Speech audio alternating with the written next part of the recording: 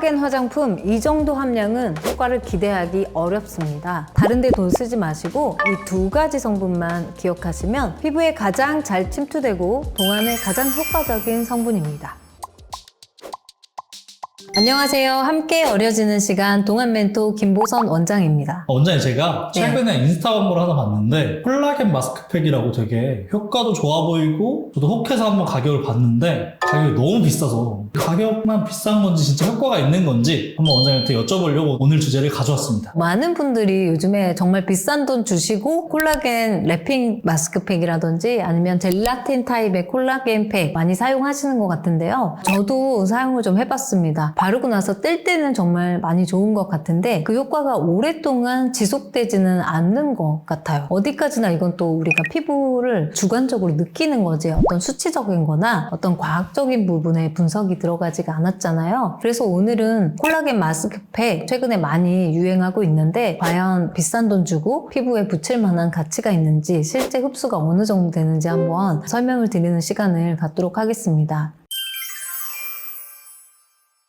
우리가 피부에 흡수를 시키기 위해서는 아주 간단하게 두 가지 원칙이 가장 중요한데요. 첫 번째는 500달톤의 법칙이에요. 우리 피부의 인지층을 뚫고 지나가기 위해서는 일단은 사이즈 자체가 많이 작아야 된다는 건데 그게 바로 500달톤의 법칙입니다. 수많은 피부 흡수 연구에서 제시된 건데요. 이 법칙에 따르면 분자량이 500달톤 이하인 물질만 피부 속으로 침투할 수 있다라고 되어 있습니다. 근데 우리가 기존에 사용하던 콜라겐 마스크팩들 근데 그거는 이제 저분자 콜라겐 마스크팩으로 돼 있어요. 저분자는 보통은 3000달톤 이상입니다. 그리고 대부분 유래가 돼지라든지 소라든지 이런 유래의 동물성 콜라겐을 베이스로 한 마스크팩들은 사실은 이제 피부에 붙어 있는 동안 콜라겐 자체가 단백질이기 때문에 수분을 끌어당기는 성분이에요. 그렇다 보니까 마스크팩에 접착돼 있는 동안 수분들이 끌어당겨지면서 피부가 일시적으로 촉촉해지게 되는 원리지 실제적으로 그렇게 큰 분자량의 콜라겐들이 피부 안으로 들어간다? 그거는 우리가 조금 억측인 것 같고요. 마치 우리 코끼리를 바늘구멍에 집어넣는 거하고 동일하다라고 생각하시면 될 것 같아요. 그래서 기존의 콜라겐 마스크팩 같은 경우는 그냥 바르면 일시적으로 촉촉해지고 좀 화사해지지만 그게 장기간 지속되지는 않았다. 근데 이제 최근에는 초저분자 마스크팩, 랩핑 타입도 있고 젤라틴 타입도 있고 인스타에서 밈 많이 보셨을 것 같은데 바르고 이렇게 떼어내면 반짝반짝한 피부 나오는 그런 광고들 많이 보셨죠? 거기는 실제로 500달톤 법칙에 대해서 많이 이제 거론을 하기 시작하고 있습니다. 그리고 실제로 성분도 500달톤 이하 300달톤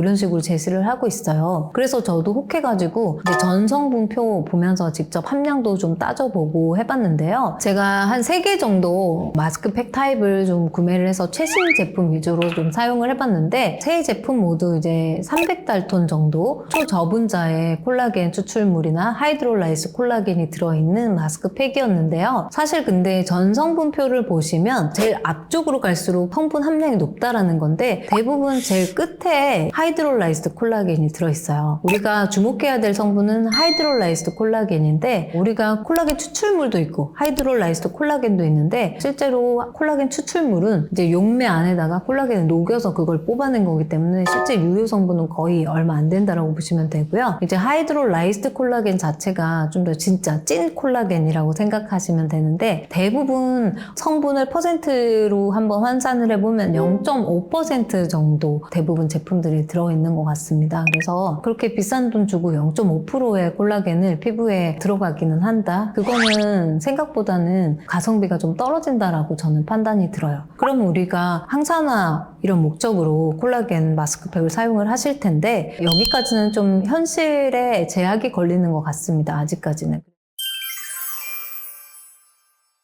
콜라겐을 사실 발라서 침투하고 거기 콜라겐이 재생된다. 현실적으로 많이 기대할 수는 없다라는 한계가 있는데요. 그러면 먹는 콜라겐은 어떨까요? 먹는 콜라겐 역시도 되게 의사들 사이에서도 논쟁의 여지가 활발한데요. 저는 우리나라에 많이 대중화되어 있진 않지만 바이오 액티브 콜라겐이라고 예전에도 제가 한번 다뤘던 내용들이 있는데 기존에 우리가 알던 PH 콜라겐은 단지 콜라겐의 긴 사슬을 잘라놓은 고분자 계열 계열의 펩타이드거든요. 반면에 바이오 액티브 펩타이드는 좀 더 잘게 자른 거예요. 그래서 평범한 콜라겐과 기능이 다른 게 세포에 직접 신호를 전달해서 세포를 활성화시키는 그런 활성 성분으로 분류가 됩니다. 그래서 쉽게 얘기하면은 아미노산이 2개에서 5가지 정말 짧은 아미노산 결합으로 돼 있고, 분자량으로 보면 500달톤 이하의 아주 짧고 작은 물질이기 때문에 세포 흡수력도 높고 어떤 세포를 활성화시키는 특정 기능이 있다라고 논문에서 밝혀져 있는데요. 보여드리는 논문은 엘세비에즈에 2018년 6월 달에 게재됐고 인용도가 높은, 신뢰도가 높은 내용인데요. 요약을 하면 이 콜라겐 바이오 액티브 펩타이드가 경구 보충제로 섭취를 했더니 실제 피부 노화 및 관절 건강이 유의미하게 크게 개선이 됐다. 그래서 피부 노화의 특징을 늦추는 효과적인 솔루션이 될 수 있다라는 내용이었습니다. 그래서 예전에 소개해드렸던 제품으로 다시 한 번 더 소개를 드리도록 하겠습니다.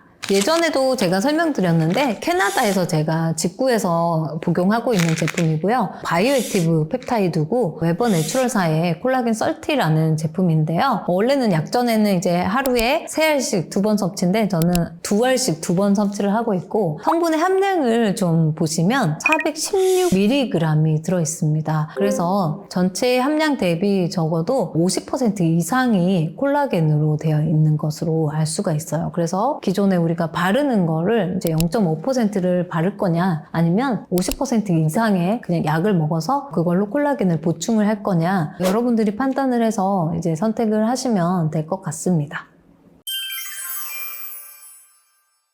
바를 수 있는 콜라겐 팩은 사실 함량이 그렇게 높지가 않기 때문에 먹는 콜라겐을 선택을 한다고 하면, 그럼 우리 피부에다가 바를 수 있는 안티에이징의 가장 좋은 성분은 뭘까요? 가장 제가 추천드리고 싶은 성분은 레티놀입니다. 레티놀은 비타민 A의 유도체고 대표적으로 가장 침투력이 높은 성분으로 알려져 있는데요. 레티놀은 분자량이 약 286달톤으로 정말 작기 때문에 일단 500달톤 기준으로 충족을 합니다. 게다가 레티놀은 지용성이기 때문에 피부에 잘 침투가 되기 때문에 피부 재생이나 주름이나 안티에이징, 그리고 여드름에도 좋고 모공에도 좋고 화이트닝, 그리고 색소에도 도움이 되죠. 그래서 이런 이유로 레티놀은 안티에이징 제품의 가장 대표 성분으로 제가 추천을 많이 드리는 성분입니다. 자, 그러면 레티놀 어떻게 사용하면 좋을지, 얼마나 사용하면 좋을지 그 부분이 가장 중요한 것 같습니다. 제가 오늘 좀 간단히 설명드릴 건데, 아크리프라고 가장 최신 레티노이드죠. 4세대 레티노이드고 트리파로텐 0.005%로 되어 있습니다. 적정 용량은 처음 스타트할 때는 무조건 작은 용량, 면봉머리 기준으로 해서 2분의 1개, 거기에 로션을 섞어서 사용을 하시고요. 공식 홈페이지를 가보면 원 펌프 용량이 적합하다라고 되어 있는데요. 동양인들에게는 2분의 1 하프 펌프가 가장 적당한 걸로 보입니다. 그 다음으로 디페리는 3세대 레티노이드죠. 아다팔렌 0.1%로 되어 있고요. 디페린 겔은 보통은 0.3% 기준으로 스티바A 0.05%하고 비슷하다라고 보시면 되는데, 우리 지금 시중에 구할 수 있는 건 디페린 겔 0.1%입니다. 그래서 면봉머리 2분의 1개랑 로션을 섞어서 스타트 하시고요. 일주일 단위로 증량을 해보세요. 그래서 최대 2개까지 증량을 해보시면 좋을 것 같고요. 현재 미국에서는 이 디페린 겔 0.1%가 OTC 구매가 가능해요. 그 말은 즉슨 되게 안전하다라는 얘기거든요. 자극이 적고 안전하기 때문에 레티노이드를 가장 처음에 시도하시는 분들은 디페린 겔로 스타트하시면 좋을 것 같습니다. 그리고 마지막으로 20 크림 설명드릴게요. 기존의 스티바 A와 동일한 트레티노인 성분으로 되어 있고 농도는 0.025%입니다. 처음 사용하시는 분들은 무조건 면봉머리 절반 반 개부터 시작하시고 로션에 섞어서 희석을 해서 사용하시고요. 이미 스티바의 경험이 있는 분들은 면봉머리 1개부터 시작하셔서 2개까지 증량을 해서 안정적으로 사용을 해보실 수 있겠습니다.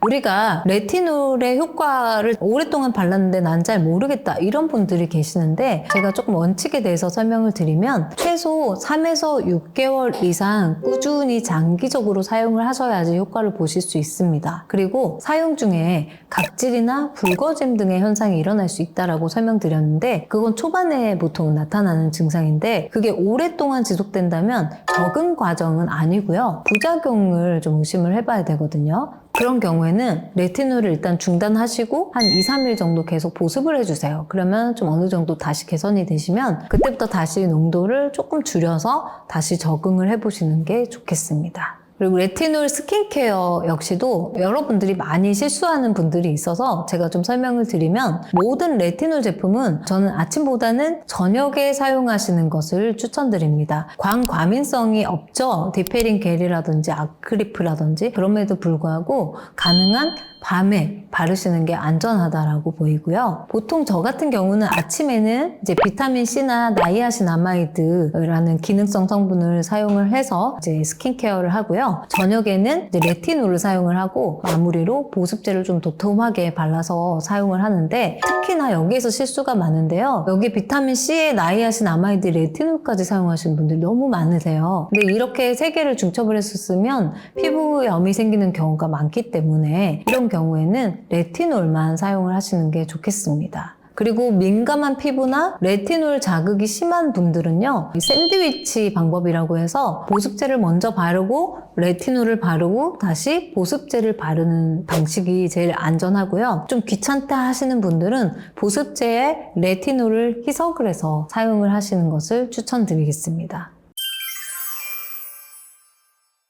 자, 우리가 레티놀 성분 좋은데 그 다음으로 또 사용을 해볼 수 있는 성분 중에 가장 대표 주자는 뭐니 해도 비타민C인 것 같습니다. 하지만 비타민C는 한계가 있는데요. 그것은 지용성이 아니라는 거죠. 수용성이기 때문에 아무리 분자량이 176달톤으로 적다고 해도 수용성 성분은 우리 피부를 뚫고 들어가는 게 어렵습니다. 그래서 수용성이라는 특성 때문에 피부 장벽을 통과하기가 어렵기 때문에 화장품에 비타민C를 사용할 때는 지용성 유도체를 활용을 하거나 pH, 산도를 낮춰서 흡수력을 높이는 방식을 사용을 하는데요. 대표적으로 성공한 비타민C 유도체는 CE 페룰릭 엑시드인데요. CE 페룰릭 엑시드는 스킨스티컬스에서 개발한 비타민C 복합체이고요. 비타민C와 비타민 E와 그리고 페룰릭 엑시드를 포함한 항산화 세럼 제형입니다. C 페룰릭 엑시드는 비타민 C 자체가 좋은 건 알겠는데 치수성이 강해서 우리 인지질을 뚫고 들어가지 못하기 때문에 만들어낸 어떤 복합체이고요. 비타민 E와 페룰릭 엑시드가 지질층과 결합하여 흡수도를 높여주는 그런 특징을 가지고 있습니다. 지성이나 건성 피부에 모두 사용이 가능하고 수분감 있는 세럼 타입이지만 항산화 효과는 오래 지속되는 성질이 있습니다. 즉, C 페룰릭 자체는 지용성이 높지는 않지만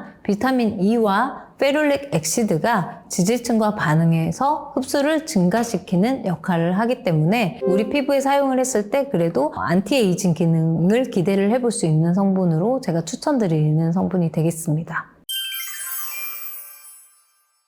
자, 오늘 내용을 좀 어려웠는데요. 우리가 피부에 바르는 성분이 효과를 발휘하는 거를 정말 실제로 기대를 하기 위해서는 두 가지 법칙이 있어요. 첫 번째, 500달톤 이하의 분자 크기여야 한다. 그리고 두 번째, 지질 친화성이 높아야 된다. 이 두 가지 조건을 충족을 해야 합니다. 따라서 우리가 이제 화장품을 선택을 할 때는 단순히 좋은 성분을 포함했는지를 넘어서서 그 성분이 실제로 우리 피부에 침투가 될 수 있는지를 확인을 해보시는 게 중요하다라고 생각이 듭니다. 그래서 특히 안티에이징을 우리 동안 멘토 여러분들이 목표로 하시기 때문에 가장 대표 주자 두 가지를 꼽는다면 레티놀 그리고 C 페룰릭 성분을 사용을 하시는 것이 실제적으로 더 도움이 될 거라고 오늘 결론을 내리도록 하겠습니다. 자, 오늘도 좀 어려운 내용인데 여기까지 경청해 주신 분들 정말 감사드리고요. 혹시 궁금한 부분들 있으시면 댓글 남겨주시면 제가 좀 답글을 달아드리도록 하겠습니다. 오늘 내용도 도움이 되셨다면 구독, 좋아요, 알림 설정 부탁드리고요. 경청해 주셔서 감사합니다.